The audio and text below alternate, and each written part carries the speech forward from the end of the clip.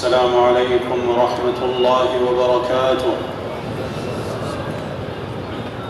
الله أكبر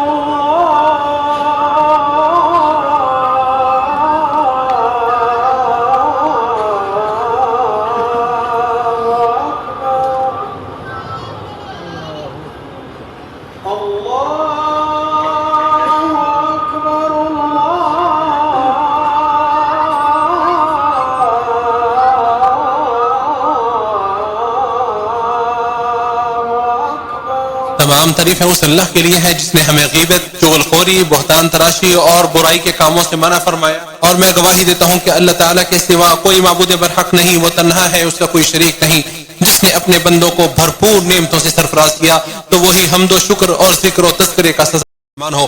مسلمانوں، عقل و شعور، طہارت نفس اور قوت ایمان کی علامت یہ ہے کہ انسان اپنی زبان کی حفاظت کرے۔ جس کا دل درست ہوگا اس کی زبان بھی درست ہوگی۔ غیبت سے بچنا، غیبت سننے سے اعراض کرنا، اس پر رضامند نہ ہونا نیک لوگوں کی عادت اور خصلت ہے۔ جو عذاب الہی اور برے حساب سے ڈرتے ہیں وہ نہ کسی کی غیبت کرتے ہیں اور نہ اپنی موجودگی میں کسی کو بھی غیبت کرنے دیتے ہیں، کیونکہ اس کا انجام بہت برا ہے۔ یہ کینے کپٹ کا باعث اور اخوت و بھائی چارگی کو بگاڑنے کا سبب ہے۔ فلاس رحمہ اللہ فرماتے ہیں، میں نے وکی کو کبھی کسی کا برا تذکرہ کرتے نہیں دیکھا۔ ابو عاصم فرماتے ہیں، مجھے جب سے پتا چلا کہ اللہ تعالیٰ نے غیبت کو حرام قرار دیا ہے تب سے میں نے کسی مسلمان کی غیبت نہیں کی۔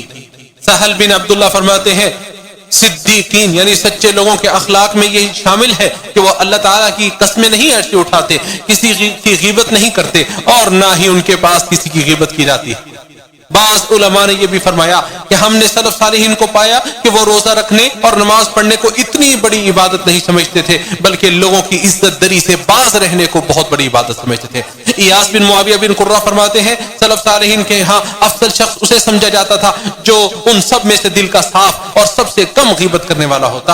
اور سلف صالحین جب کسی نیک و صالح شخص کی حسنات اور اس کے کارنامے بیان کرتے اور اس کی تعریف میں یہ بھی بیان کرتے کہ اس کی مجلس میں غیبت نہیں ہوتی۔ اور عبداللہ بن ابی زکریا دمشقی اپنی مجلس میں کسی کی غیبت کو پسند نہیں کیا کرتے تھے اور کہا کرتے تھے کہ اگر تم اللہ تعالیٰ کا ذکر کرو گے تو ہم تمہاری مدد کریں گے، اور اگر تم لوگوں کی باتیں کرو گے تو ہم تمہیں چھوڑ دیں گے۔ جب لوگ اسے نہیں دیکھ رہے ہوتے تو بھی زبان درازی سے باز رہتا ہے، اور نہ ہی اس وقت کسی کی عیب جوئی کی جاتی ہے جب وہ لوگوں کے درمیان موجود ہوتا ہے۔ اور غیبت کمینے لوگوں کا کھانا ہے اور گناہوں کی چراگاہ ہے، جیسے کہ ابن کثیر رحمہ اللہ فرماتے ہیں، غیبت بالاجماع حرام ہے۔ قرطبی رحمہ اللہ فرماتے ہیں، بالاتفاق غیبت کبیرہ گناہوں میں سے ہے۔ جو شخص کسی کی غیبت کرے تو اسے اللہ عز و جل سے توبہ کرنی چاہیے۔ غیبت کے بارے میں سخت ممانعت اور شدید وعید وارد ہوئی ہے، جیسا کہ اللہ تعالیٰ کا ارشاد ہے، اور نہ تم میں سے کوئی دوسرے کی غیبت کرے۔ کیا تم میں سے کوئی پسند کرتا ہے کہ اپنے بھائی کا گوشت کھائے جبکہ وہ مردہ ہو؟ سو تم اسے نہیں ناپسند کرتے ہو، یعنی جیسے تمہاری طبیعت و فطرت اسے ناپسند کرتی ہے ویسے ہی شرعی طور پر بھی اسے ناپسند کرو۔ اور عمر بن عاص رضی اللہ عنہما ایک مردہ خچر کے پاس سے گزرے تو اپنے بعض ساتھیوں سے فرمانے لگے، اس مردہ خچر کا گوشت کھا کر پیٹ بھر لینا بہتر ہے کہ انسان کسی مسلمان بھائی کی غیبت کرے۔ اسے ابو شیخ اصبہانی نے روایت کیا ہے۔ سب سے سنگین ترین برائی غیبت اور چغل خوری کی برائی ہے، جو کہ جہنم میں لے جانے کا سبب ہے۔ اللہ کی پناہ، اللہ کی پناہ۔ اور غیبت یہ ہے کہ کسی کی عدم موجودگی میں اس کا عیب بیان کرنا اور اپنے بھائی کی وہ چیزیں بیان کرنا جو اسے داغدار کر دیں، اور ان عیوب کا تذکرہ کرنا جو اس میں پائے جاتے ہیں۔ بعض علماء کا قول ہے غیبت یہ ہے کہ تو اپنے بھائی کا یوں تذکرہ کرے کہ اگر اس کے متعلق اسے پتہ چل جائے تو اسے برا لگے، ہاں آپ اس کے بدن یا اس کے نسب یا اخلاق یا قول و فعل یا اس کے اخلاق، اس کے دین و دنیا، حتیٰ کہ اس کے کپڑے، گھر اور سواری سے متعلقہ کوئی عیب بھی بیان کریں۔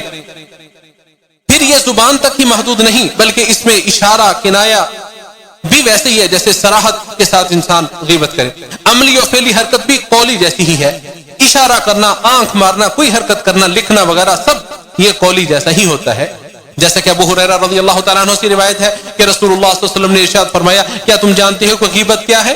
صحابہ اکرام نے عرض کی اللہ اور اس کے رسول جانتے ہیں۔ آپ صلی اللہ علیہ وسلم نے فرمایا اپنے بھائی کا اس طرح تذکرہ کرنا جو اسے ناپسند ہو۔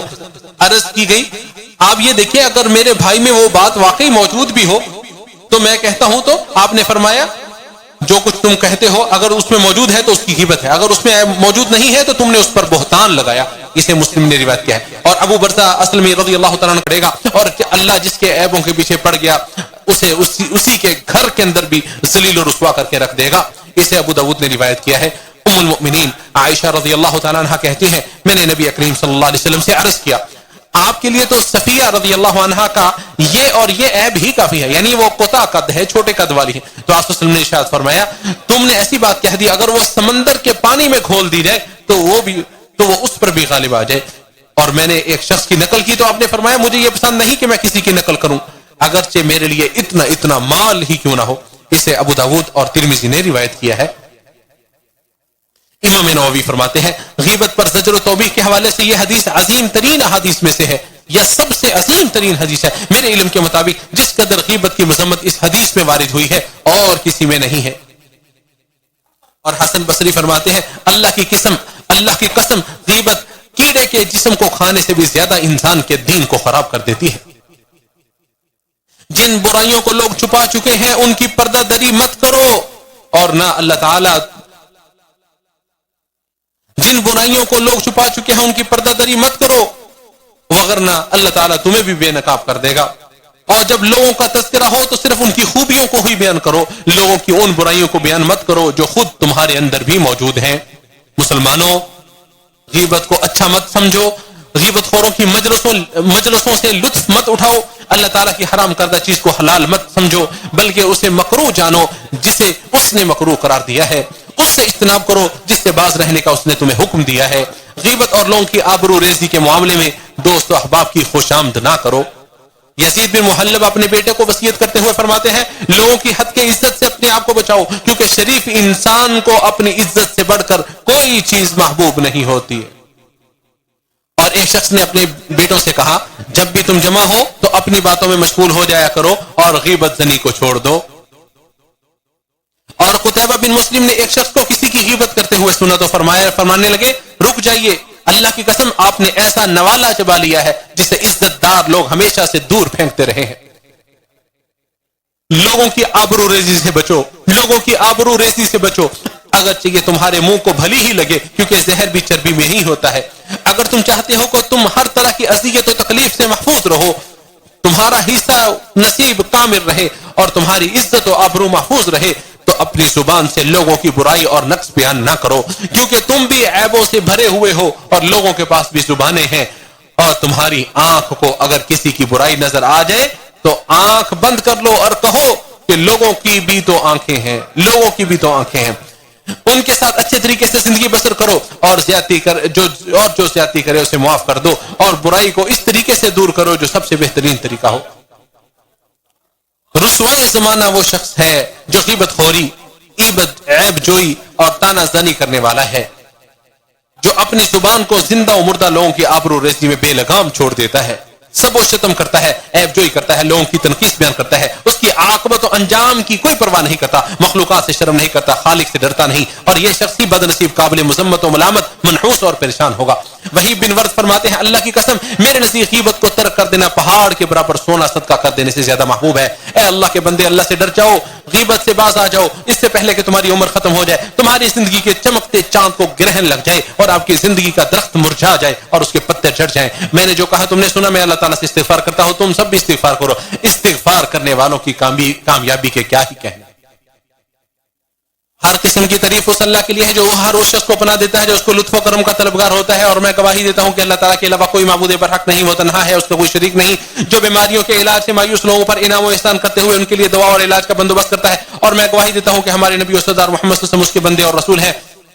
اللہ ہمیشہ درود و سلام نازل فرمائے آپ صلی اللہ علیہ وسلم پر، آپ کے آل اور صحابہ کرام پر۔ حمد و صلوات کے بعد مسلمانوں اللہ تعالیٰ سے ڈرو اور اس کی نگرانی کا احساس اپنے دل میں ہمیشہ زندہ رکھو، اس کی اطاعت کرو اور اس کی نافرمانی سے بچو۔ اے ایمان ارشاد باری تعالیٰ ہے، اے ایمان والو اللہ تعالیٰ سے ڈرو اور سچے لوگوں کے ساتھ ہو جاؤ۔ مسلمانوں جو شخص کسی مسلمان کی غیبت سنے تو اسے چاہیے اسے روکے، غیبت خوری کرنے والے کو ڈانٹے، اگر وہ نصیحت قبول نہ کرے اور بات نہ مانے تو اس سے دور ہو جائے اور اس کی صحبت کو چھوڑ دے۔ میمون بن سیاح کسی کی غیبت نہیں کیا کرتے تھے اور نہ ہی اپنی موجودگی میں کسی کو غیبت کرنے کی اجازت دیتے، غیبت خور کو روک دیتے اور اگر وہ باز نہ ہوتا تو اٹھ کر چلے جاتے۔ اے اللہ کے بندے، غیبت سننے سے اپنے کان کی حفظ والے پر توبہ کرنی واجب ہے اور وہ اس طرح کہ پہلے اس پہ مکمل طور پر ترک کرے، اپنے فعل پر ندامت کا اظہار کرے اور آئندہ نہ کرنے کا عزم مصمم کرے۔ علماء کے صحیح قول کے مطابق جس شخص کی غیبت کی ہے اسے مطلع کرنا، اس سے معافی مانگنا اور اس غیبت سے برات طلب کرنا شرط نہیں ہے، کیونکہ مطلع کرنے سے اسے غم لاحق ہونے کا اندیشہ ہے اور ممکن ہے کہ بات لڑائی جھگڑے، نفرت انگیزی، قطع تعلقی، باہمی اعراض اور اظہار رسانی، حسن و ملال اور تلخی اور ناگواری تک جا پہنچے۔ عبداللہ بن مبارک رحمہ اللہ فرماتے ہیں اسے دوبارہ اذیت میں مبتلا مت کرو، اس کے ساتھ اس زیادتی کے بدلے میں احسان و نیکی کے طور پر اس کے لیے دعا کر دو۔ ہدایت کی راہ دکھانے والے اور تمام مخلوق کی شفاعت کرنے والے نبی احمد مجتبی پر درود و سلام بھیجیں، کیونکہ جو ان پر ایک بار درود بھیجے گا اللہ تعالیٰ اس پر 10 رحمتیں نازل فرمائے گا۔ اے اللہ ہمارے نبی اور آقا محمد صلی اللہ علیہ وسلم پر درود و سلام نازل فرما۔ اے اللہ خلفائے راشدین، اونچی شان والے، بلند مرتبے والے، ہدایت یافتہ ابوبکر، عمر، عثمان و علی اور آپ کے تمام آل و اصحاب اور ان کے ساتھ ساتھ ہم سب سے بھی راضی ہو جا۔ اے کرم کرنے والے، اے عطا کرنے والے پروردگار، اے اللہ اسلام اور مسلمانوں کو غلبہ عطا فرما، شرک و مشرکین کو ذل و رسوا فرما، دین اسلام کے دشمنوں کو نیست و نابود فرما، ہمارے اور مسلمانوں کے ملکوں کے خلاف سازش رچنے والوں کی سازشوں، مکاروں کی مکاریوں، دشمنوں کی عداوت اور حسد کرنے والوں کے حسد سے محفوظ فرما۔ اے تمام جہانوں کے پالنہار، اے ہمارے پروردگار اس شہر کو امن والا بنا دے۔ اے اللہ ہمارے امام اور ہمارے حاکم خادم حرمین شریفین کو اس چیز کی توفیق عطا فرما جس چیز سے تو محبت کرتا ہے اور جسے تو پسند کرتا ہے، نیکی اور تقوی کی طرف ان کی رہنمائی فرما۔ اے اللہ ان کو اور ان کے ولی عہد کو اور تمام مسلم حکمرانوں کو اس چیز کی توفیق عطا فرما جس میں اسلام کی شان و شوکت اور مسلمانوں کی خیر و بلائی مضمر ہے۔ اے تمام جہانوں کے پالنہار، اے اللہ ہمارے بیماروں کو شفا عطا فرما، مصیبت زدوں کو عافیت نصیب فرما، ہمارے مرنے والوں پر رحم فرما۔ اے تمام جہانوں کے پالنہار، اے اللہ ہمارے فلسطین بھائیوں کو ظالموں، جابروں اور ناجائز قبضہ جمانے والوں کے خلاف ان کی مدد فرما۔ اے اللہ مسجد اقصی کو غاصب یہودیوں کی گندگی سے پاک کر دے، فلسطین میں ہمارے لوگوں کی حفاظت فرما، ان کے ہونے والے نقصانات کی بھرپائی کر دے، جلد انہیں فتح نصیب فرما، ان کی لغزشوں کو معاف کر دے، ان کی تکلیفوں کو دور کر دے، ان کے قیدیوں کو رہائی نصیب کر دے، ان کے بیماروں کو شفا عطا فرما، ان کے مرنے والوں کو شہیدوں کا درجہ رتبہ عطا فرما۔